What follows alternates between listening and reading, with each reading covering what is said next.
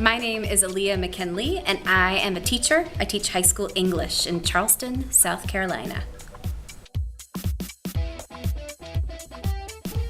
I do it in a lot of ways. We do a lot of research into the time period, so I like to know why characters want what they want. It's based on where they live. We do a lot of adaptations of texts. So last year, for example, I taught Oedipus Rex, and even though it was a play, they needed to modernize it and adapt it again. So we ended up with Oedipus Rex, the musical. It's amazing. If it's a book, I like to have them create short scenes using the dialogue in the book, and it helps them get to understand the characters better, to really focus on what it is that they're saying. I like the fact that that brings a book to life and that students will get up because they want to get up and be those characters, and it causes them to analyze text better by getting to be the people in their books.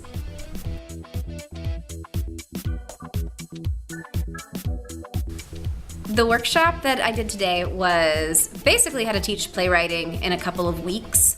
So I walked them through exercises that I learned from Actors Theater Louisville and some things that I've developed on my own. We looked at student work and did a lot of improvised writing where they had to kind of just go with the prompt. Because with students in writing, it's not going to be perfect. And even though everyone wants to write their opus, you have to let yourself go and write. So we did a lot of letting yourself go and writing today, which is exactly what I did for my kids. And they left with a couple of unit plans, some student work. So if they ever decide that they want to do work like this, they've got kind of a treasure trove to pull from.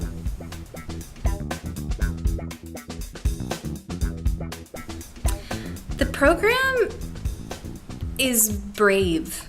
That's what I've noticed, and I think I'm probably starting with bravery because I got to visit No Shame, and I think it's really important to have a community where you can try out work without fear, where you're supported even when you feel like something, isn't good enough, because that workshopping leads to really important work.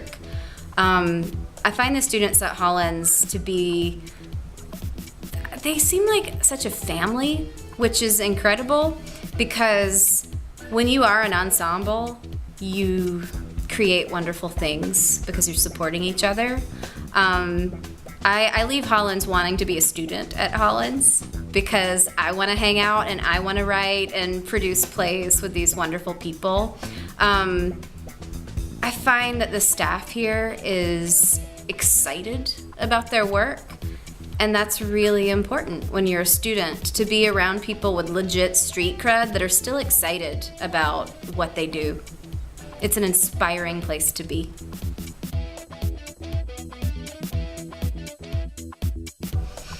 Fake it till you make it.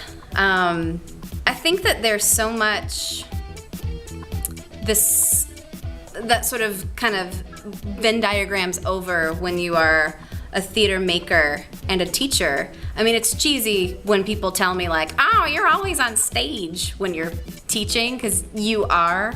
But I think that the important thing is community.